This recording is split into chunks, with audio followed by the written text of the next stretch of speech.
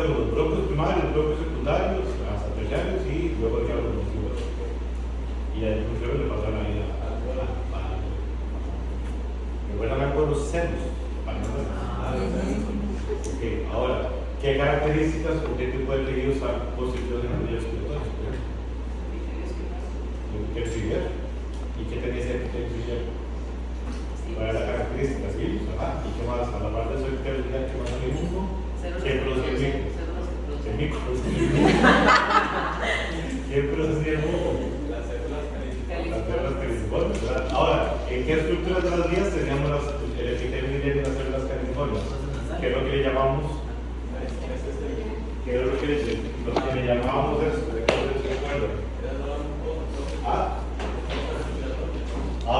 Hay vías que tienen la mucosa respiratoria y hay vías que tienen el sistema.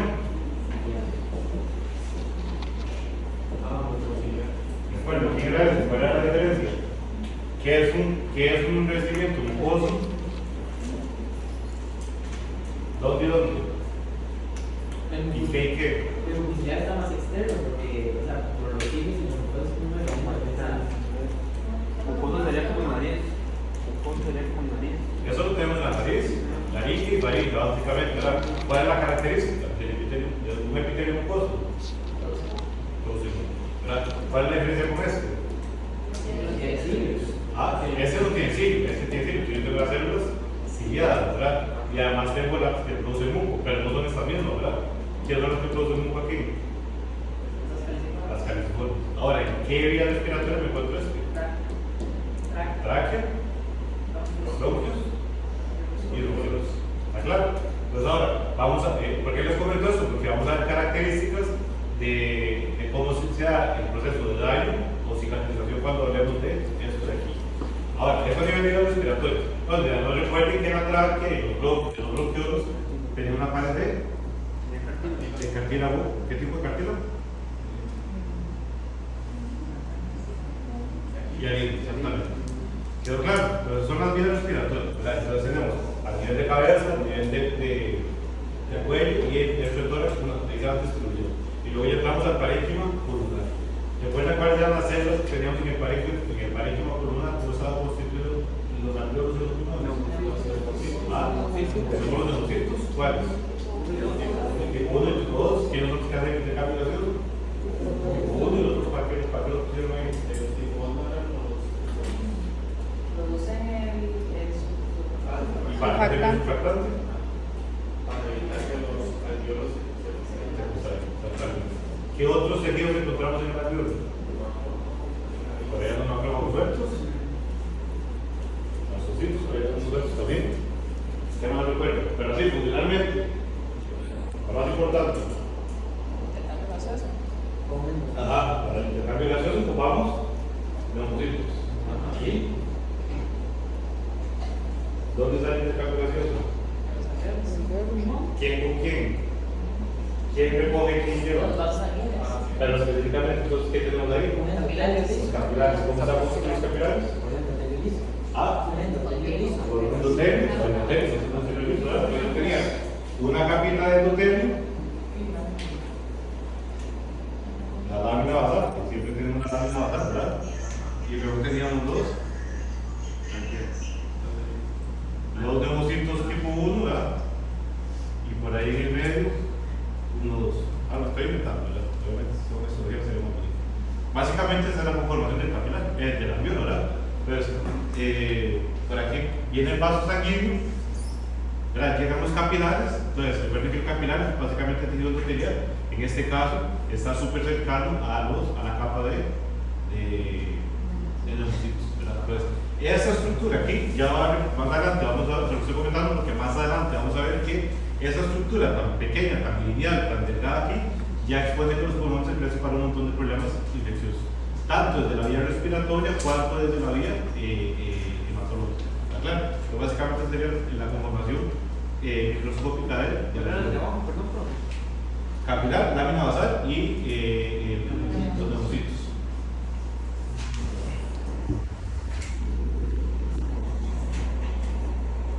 Básicamente eso es ya respiratorio es parénquima, ¿verdad?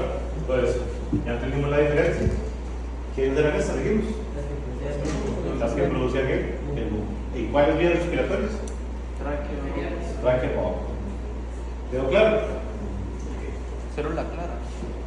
Las células claras, no me olvides. Ok, pero las células claras son unos elementos que encontramos con células que se encuentran a nivel de bronquiolos, ¿verdad? Más adelante vamos a ver el detalle, pero ellas tienen un montón de funciones. Por ejemplo, son células que cuando respiramos sustancias tóxicas, ellas tienen la función de desintoxicar esas sustancias tóxicas. Ellas, por ejemplo, funcionan como una especie de células madre. Entonces, cuando hay daño en el epitelio bronquiolar, ellas proliferan y ellas sustituyen a las células, que convierten en células presiliadas, por ejemplo, van a ser las células ciliadas. Entonces, ellas tienen varias funciones, tienen la capacidad de producir surfactantes, por ejemplo, ¿verdad? Entonces, ellas tienen varias funciones y son células específicas de los bronquiolos. Pero más adelante vemos el detalle. Ellas se adaptan, puede ser, depende de la necesidad del pulmón. Ellas están ahí para responder a diferentes características, entre ellas radiación, intoxicación, etc. ¿Quedó claro? ¿Qué me falta ahí? Claro, súper claro que es el intercambio gaseoso, pero no hace falta. Eso de abajo decir que dice neumocitos tipo 1 es por la información esa. Y solo Ok, entonces ahora, primeramente, los neumocitos son los que están en mayor cantidad, ¿verdad? Pero ellos son los más susceptibles. ¿Qué quiero decir con esto? Que como cualquier virus, como cualquier bacteria, sustancia tóxica que ingrese, si la exposición es un poco desde segundos, ellos fácilmente llegan a morir, ¿verdad? Los que son un poco más resistentes son los tipo 2. Y la idea es que cuando el tipo 1 muere, el tipo 2 prolifera, sería como la célula madre de la región.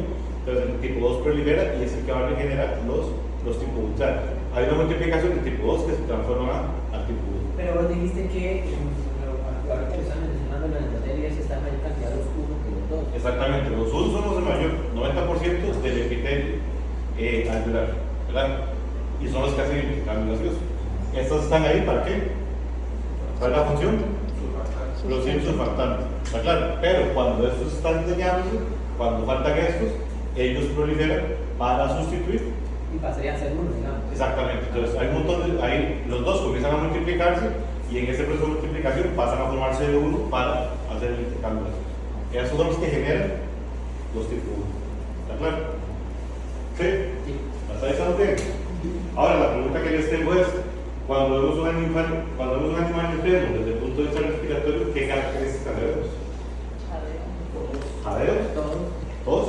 Secreción. muy parecido a. Secreciones, mocos, ¿verdad? Tiene que ver con el sistema de corazón también, ¿no? O sea, se pueden asociar, claro. Pero sí, bueno. O sea, me refiero a que a muchos síntomas que podemos ver, así como la tos, también son características del cardíaco.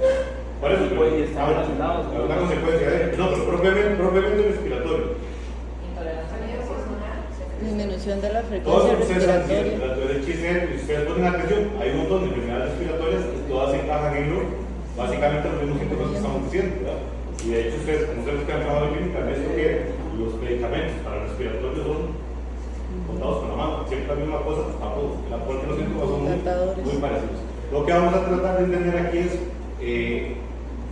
de entender por qué esos síntomas, porque todo cae en lo mismo, ¿verdad? Más o menos secreción, más o menos tos, más o menos estornudos, por ejemplo, ¿verdad? Es lo que vamos a tratar de entender hoy. ¿Hay alguna pregunta por la parte anatómica de Dios? ¿Qué? No. Hay cosas que se me olvidan, por eso grabo. Ok, entonces, parte de lo que les comenté aquí.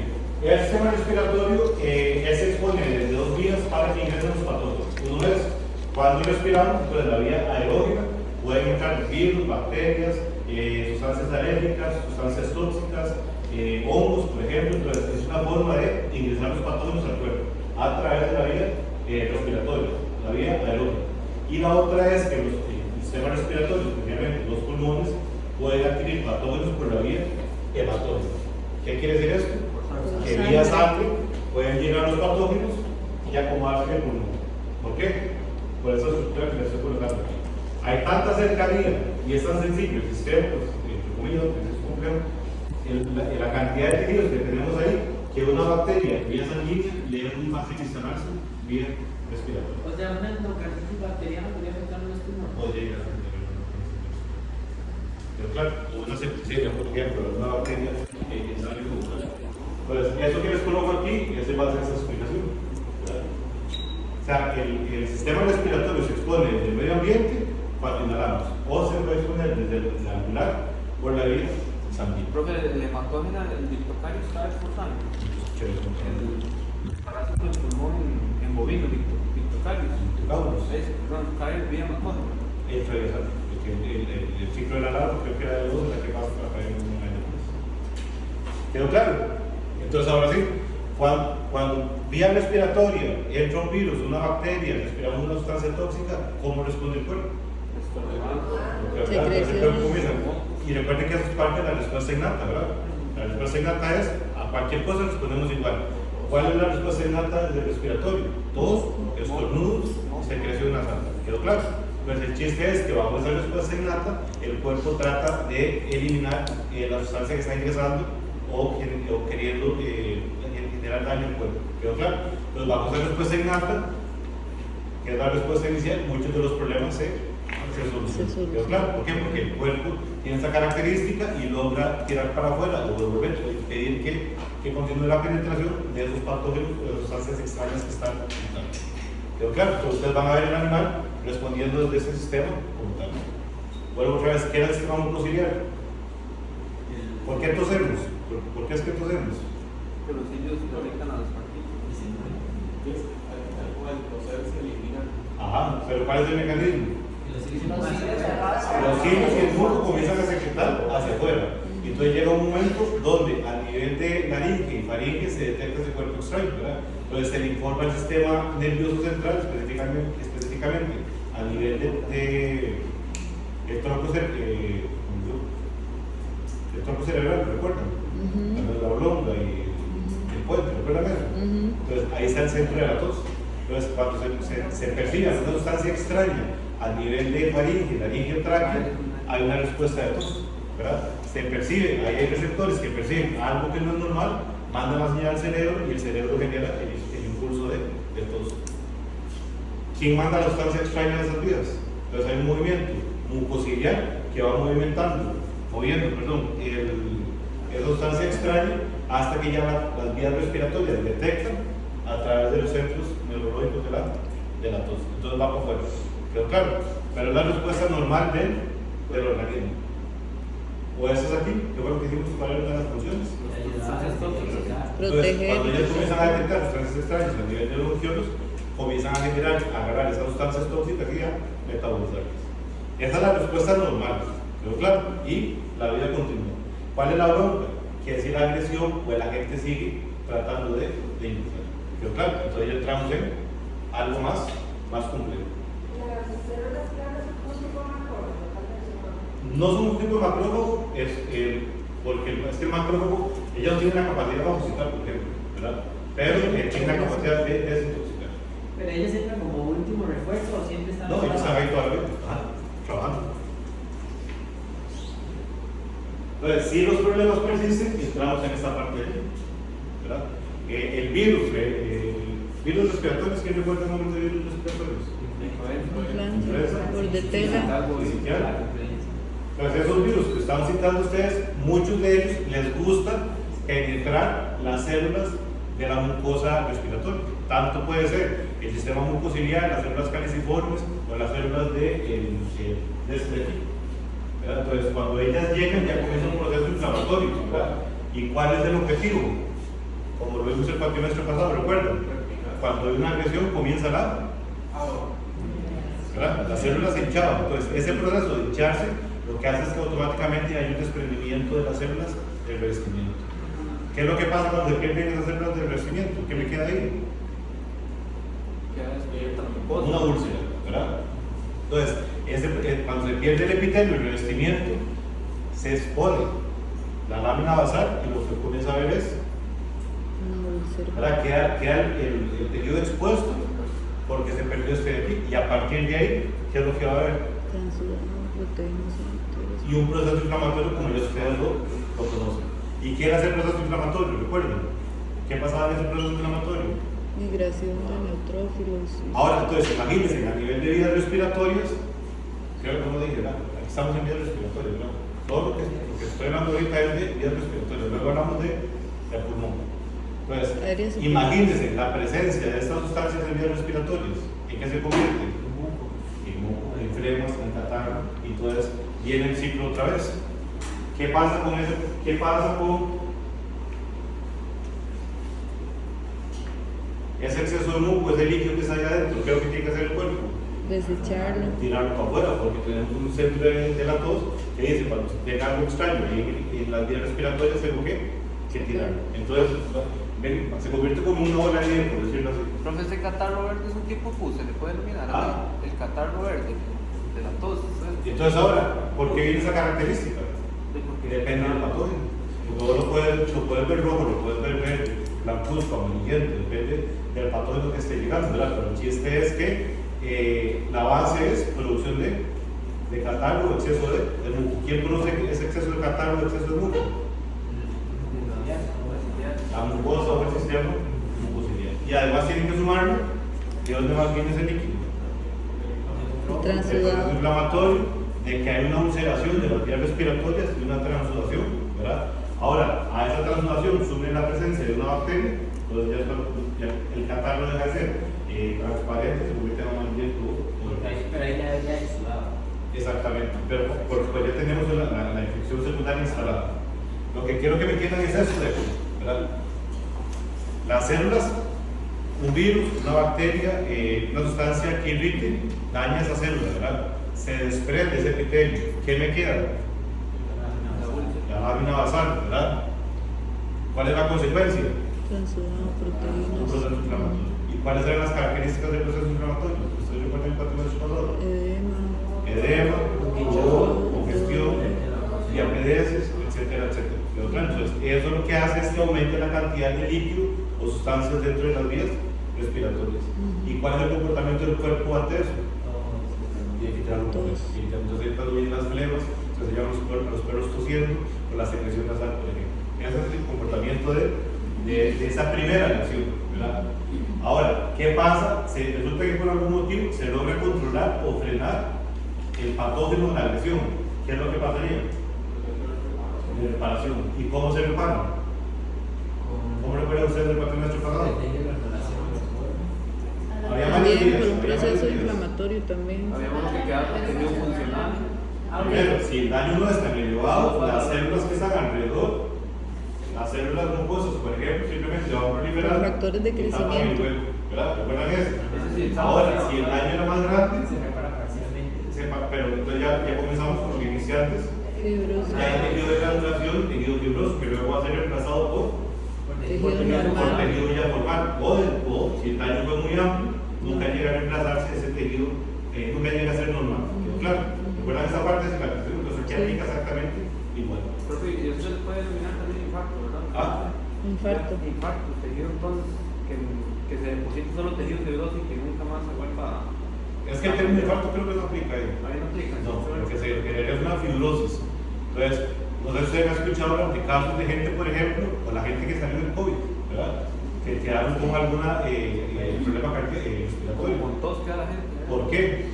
Porque bajo este proceso el sistema no logró recuperarse por completo. ¿Qué fue lo que quedó? Fibroso. ¿Qué fue la palabra fibroso aquí? No. Está la siguiente. ¿Qué fue lo que quedó? Tejido fibroso. Tejido fibroso. Pero yo he tenido una duda de un momento, porque por lo general cuando uno está con algún problema respiratorio, tratar de salir un poco del tema, siempre dicen que eso hay que taparlo más para no expandir todos los virus, pero en realidad nos dicen que el cuerpo necesita liberar eso. Al final, si uno no deja que eso salga, no puede. Pero sí está saliendo, ¿no? Es que el asunto es este, que recuerden que la tos y el estornudo es una respuesta de innato, ¿verdad? Ahora, y esa tos también puede generar consecuencias, porque el exceso de tos, ¿verdad? Puede ser o la secreción es una respuesta del innato, ¿verdad? Pero el exceso de secreción también es un problema, que ya lo vamos a ver ahorita.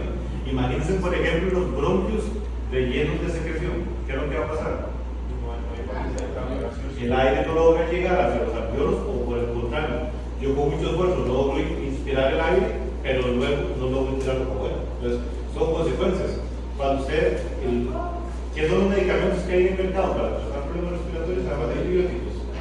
Broncodilatadores. Políticos, expectorantes. Después de una básicamente es para controlar la respuesta del inacto, ¿verdad? ¿Por qué? Porque esa respuesta del inacto, depende de la condición, puede ser exagerada y eso complica el cuadro. Entonces, ¿qué es lo que se hace? Controla los síntomas del inacto, ¿verdad? Busca ver si es una bacteria o el patógeno, trata el patógeno y espera que el cuerpo vaya eliminando. Pero claro, porque el problema es que el cuerpo responde de una forma exagerada a todo y encadena, ¿verdad? Pero es inflamatorio, me va a generar más tos. ¿Por qué? Porque tengo líquidos, sustancias que no deberían salir, el cuerpo tiene por obligación tirarlo con él. Profe, cuando nosotros vimos inmuno, yo entendí, digamos, que normalmente en el cuerpo, no hablando del sistema respiratorio, primero actúa el innato y después el adaptativo, pero el sistema respiratorio, el innato, todo eso está en constante trabajo. Porque usted puede tener un virus 2 semanas respiratorio y usted sigue igual tosiendo y estornudando. Y igual es el innato que está trabajando en este caso. Pero, ¿cómo está trabajando el adaptativo ahí? Fagocitando. Recuerden que fagocitar es parte del innato. Bueno, Presentar células presentadoras. Las células presentadoras que le llevan a los linfocitos B, por ejemplo, o a las T citotóxicas, les presentan unas sustancias para que comiencen a generar la parte. Y esa misma cosa, que digamos, la tos hace que usted bote todas las partículas de los patógenos que han sido. Para eso, pero eso de ahí es el innato, ¿verdad? No es el adaptativo. Sí, voy a dejar el primer proceso de acuerdo. Pero el chiste aquí es, perdón, el primer paso es, entra cualquier cosa, el cuerpo trata de responder, lo tira para afuera y la vida continúa. ¿Por qué? Porque el sistema de defensa innato ya tiene por estrategia actuar desde inmediato. Pero claro, no se logra eliminar ese patógeno, o se mantiene, se continúa la agresión. Perdón. Entonces estamos en este proceso. No. Estamos en ese proceso ahí. Pero hasta ahí está claro, ¿verdad? Si se quita el proceso, o sea, si se elimina la agresión, automáticamente prolifera ahí y listo. Para el epitelio. ¿Quedó claro? Sí. Ok. Ahora vamos ahí, la agresión continúa. Entonces, ¿qué es lo que pasa? Hiperplasia. ¿Una hiperplasia de quién? Células caliciformes. Consecuentemente, Hipersecreción. pues alguien tengo más moco, más catarro, ¿por qué va a haber más tos? Porque tengo más cuerpo extraño en las vías respiratorias que el sistema neurológico central dice, tengo que tirarlo para afuera. ¿Quedó claro? Entonces viene una hiperplasia de las células caliciformes. ¿Quedó claro? Y entonces ahora sí. Todo el revestimiento, ya yo lo perdí. Todo ese revestimiento, yo ya lo perdí. ¿Verdad? Si retiro la causa, el cuerpo trata de. Pero ¿cómo se trata de recuperar? Porque dijimos antes, tejido fibroso, por eso tengo cicatrización, como ya ustedes lo conocen.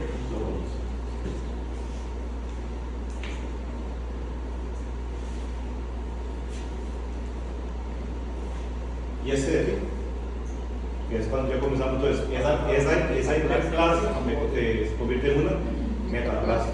Entonces ya me comienza a obstruir las vías respiratorias. Entonces ya eso afecta. ¿Cuál será la orden de obstruir las vías respiratorias? El cambio de orgullo. Afecta el flujo del aire, tanto para la inhalación como la exhalación. ¿Quedó claro? ¿Sí? Entonces, ese dibujito que les pongo ahí es básicamente para resolver lo que les acabo de decir. Problema inicial, ¿cómo el cuerpo responde? Con muco o el sistema muco, ciliar y la tos y el estornudo, y va para afuera. Si el problema continúa, Ya hay daño. las células se hinchan, se degeneran y hay un desprendimiento. Lo que me genera es una ulceración. ¿Y cuál es la respuesta a la ulceración?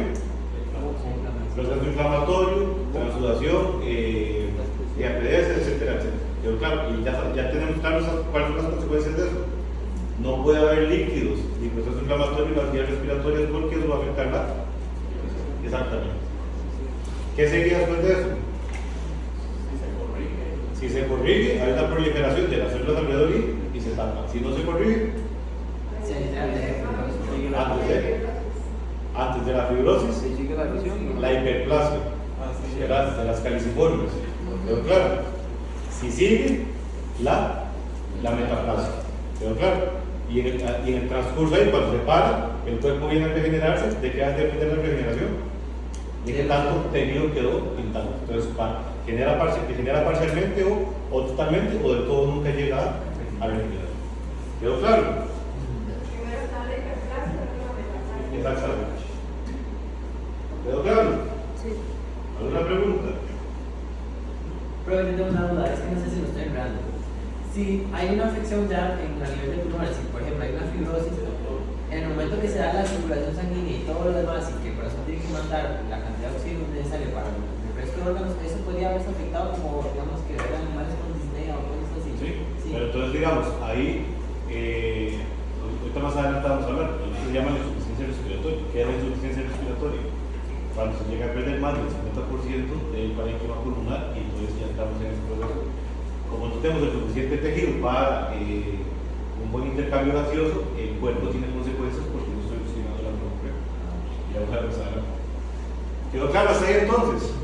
Ahora, viene la otra parte súper importante de los problemas respiratorios, que son estos de ahí. ¿Verdad?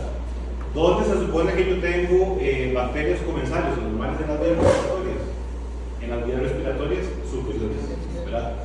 Ahora, cualquier alteración de todo lo que hemos hablado, de la cantidad de muco, de la cantidad de células que producen muco, de las células caliciformes o las ideas, cualquier alteración hace que se altere la flora normal.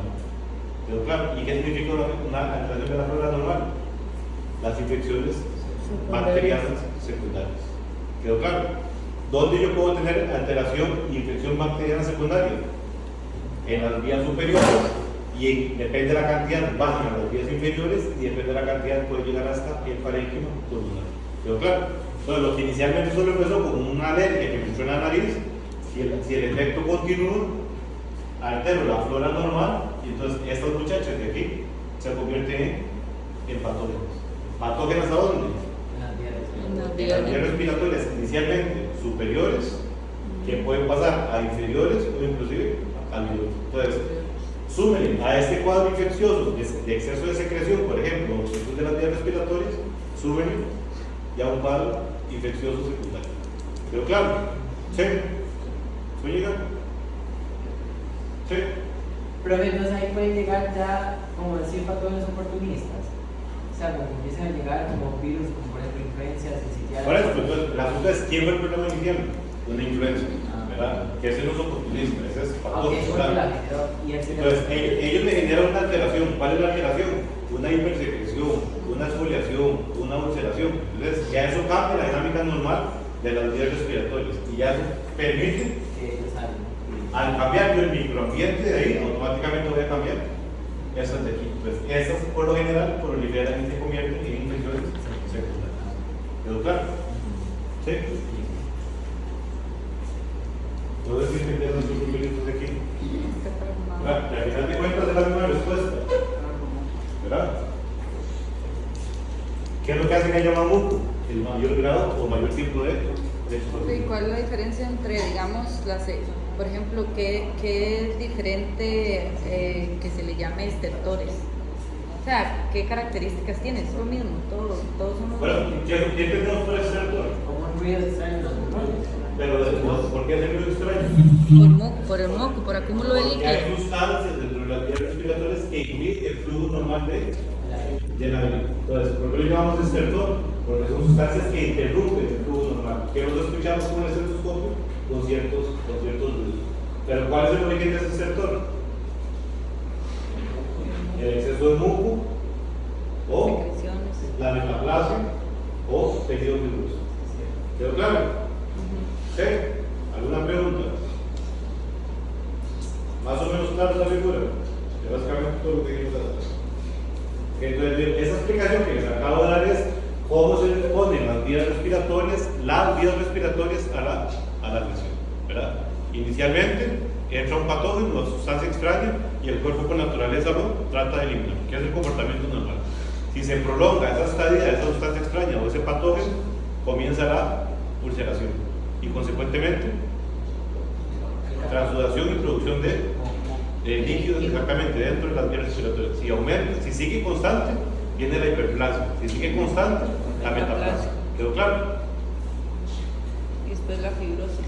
Y la fibrosis cuando tiene daños a Entonces, ahora sí, vamos a comenzar a hablar de patologías según las vías respiratorias, de las diferentes vías respiratorias. Vuelvo a repetir lo que expliqué antes, es como la generalidad de cómo responden las vías a la lesión.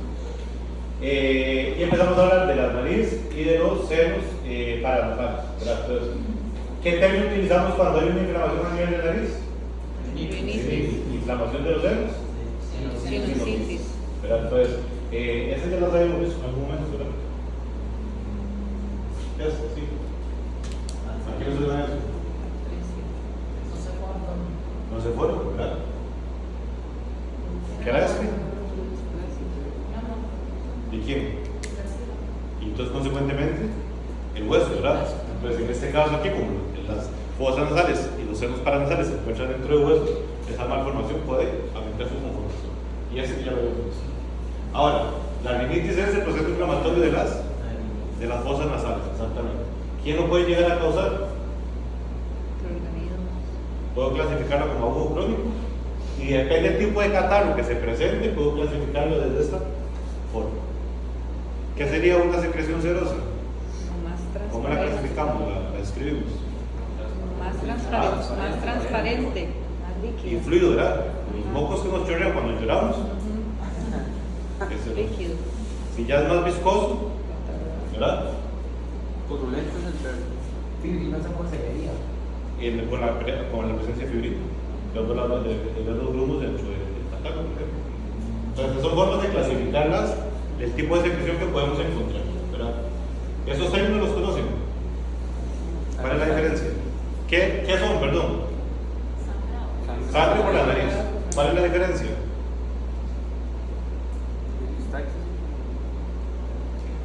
La sangre viene propiamente de la nariz, o el sangrado se origina de la nariz o las vías, básicamente nariz. Y el aeruptisis, el sangrado viene de las otras vías respiratorias. Puede venir de un sangrado pulmonar, de tráquea, de vías inferiores. Entonces, esa sangre a la hora de toser es liberado por la. Epistaxis es como los vasos sanguíneos. Exactamente. O sea, en las dos es un sangrado, ¿verdad? Y toda la sangre sale por la nariz. La diferencia es el origen de dónde viene esa sangre. ¿Y cómo viene para identificar? La nariz. Hay que ir a revisar. Se ve la Entonces, ese boca. sangrado es propiamente de. Nariz. superior. Y ese sangrado viene hacia atrás, de otras vías. O sea, pero digamos, la hemoptisis puede ser también de vías superiores, pero que no sea nariz. Exactamente, puede venir de la faringe, por ejemplo. ¿Quedó claro? Sí. Igual aquí, la sinusitis. ¿Cómo las clasificamos? Mucoide o empiematosa. ¿Cuál es la diferencia? ¿Qué era esto? ¿Y cómo las puedo clasificar desde esta? En pie más pus. Ajá, exactamente. ¿Quedó claro? ¿Cómo se ve la granulomatosa? ¿Cómo se vería la granulomatosa? Con tejido duro. No sé, pero eso me imaginé eso, no sé. Como el legítimo. ¿Qué más? Cochina. Sólido, con apariencia de. ¿Qué es? Y le llamamos como ese tipo de necrosis. Pero, o sea, yo veía las pelotas salir por la nariz o algo así, o Son como los gallillos ahí que todo el mundo bota ahí. Las flemas. Sí, no, pero es que son más, no sé. Una concha amarilla, ¿cómo la clasificamos? Pero es que hay unos que son ¿Cómo la como clasificaríamos? purulentas. Qué asco. ¿Ah? ¿Las? Las También verdes. sí, ¿También purulentas. ¿Por qué pongo esto aquí? ¿Recuerdan este? Amiloidosis, ¿Qué era la amiloidosis? una proteína plegada. Acúmulo de una proteína amiloide. Entonces, y creo que ya lo hemos hablado, pero ¿por qué lo estoy poniendo aquí? Porque ese depósito de amiloide se puede dar en diferentes partes, ¿verdad? En riñón, por ejemplo. Y en caballos es común la amiloidosis. ¿En vías respiratorias en quién? En la nariz. ¿Cómo la veríamos? Entonces vemos estenosis de las vías respiratorias, ustedes mandan a histopatología, una biopsia, y lo que dice es como una especie, como por decirlo que lo diagnostican. O sea, ¿qué es lo que van a ver ustedes? Una estenosis de las vías respiratorias, un aumento de tejido mucoso. ¿Qué podría empezar? Usted ve un caballo con las vías así, un tumor. ¿Qué más? una reacción alérgica. Una reacción alérgica. papiloma, podría ser. Un tejido fibroso, ¿verdad? Exactamente. O el amiloide. Ahora bien, vamos por partes. Este de aquí, Hemorragia pulmonar por ¿qué se hizo Tatiana? Pero es que anda relacionado, ¿no? Contándonos un poquito. ¿Por qué puede haber sangrado por el ejercicio? ¿Cómo se llama la enfermedad? Bueno, otro nombre no le parece, que no lo entiendo. ¿Escucharon? Gao. ¿Escucharon? Entonces yo, por ese tipo de enfermedad, yo podría tener hemoptisis. ¿Y por qué pongo discordia aquí? Porque cuando yo hago un discordia, depende del tamaño que corte el cacho, puedo llegar. ¿Recuerdan el seno corneal? Sí. Una partita que ustedes vieron en anatomía en algún momento. Porque el hueso frontal tiene la apófisis corneal, ¿verdad? Y dentro de la apófisis corneal se continúa el seno paranasal del frontal. Entonces, no sé si todos aquí han cortado cachos en algún momento. A veces la gente en campo, cuando corta muy profundo, pasa un chorro de sangre e inclusive queda un hueco en el cacho. Ese hueco, ¿hacia dónde va? A los senos paranasales, específicamente el seno de la apófisis corneal. Entonces ahí entra polvo, entra agua, de lluvia, etcétera, etcétera, ¿y qué termina? En una. ¿Está claro? ¿Quedó claro? Ahí les pongo unas fotos. ¿Qué estamos viendo en esas fotos? Cabeza nasal. En aquellas son como ya más degenerados o algo así. ¿Cómo podríamos clasificar o describir lo que estamos viendo ahí? Una lesión como purulenta. ¿Ah? Se ve como un proceso granulomatoso, ¿verdad?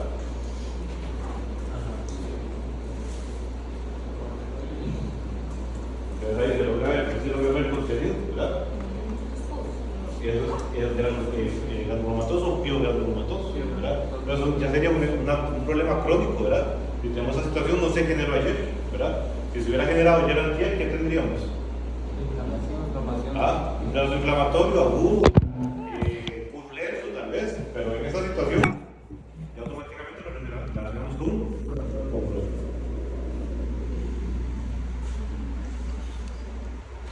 ¿Estamos bien? Sí. Y ahí les pongo un montón de...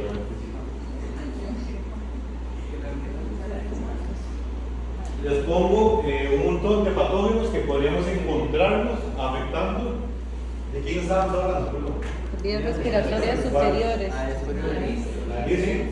Senos. Entonces ahí les pongo un montón de sustancias, patógenos que podemos encontrarnos afectando fosas nasales o los senos. ¿Los conocen? ¿Los desconocen? Ese obispo, pero como es. Eso es súper difícil pronunciarlo. Urcolferia malei. Y de aprenderse que no Entonces no sale. ¿Quién recuerda? ¿Quién era? ¿Santiago? Que se supone que en Costa Rica no hay, ¿verdad? ¿Qué? Es una enfermedad muermo equino. ¿Qué se supone que en Costa Rica no hay? Es una infección respiratoria, ¿verdad? Queda en caballos. Personalmente estamos libres, ¿verdad? Y es de claro, te las pongo ahí para que sepan que existen y se supone que no debería existir en Costa Rica. ¿Alguna otra que no conozcan? O estos obispo, esa obispo o estos obispo. Los oestros ovis es una mosca que pone la larva en la nariz y entonces deja un parásito ahí, y es el oestros ovis, y entonces se genera como decir un torso en la nariz. Es una mesa, exactamente, una mesa. En ovejas, ¿verdad? En pequeños meses.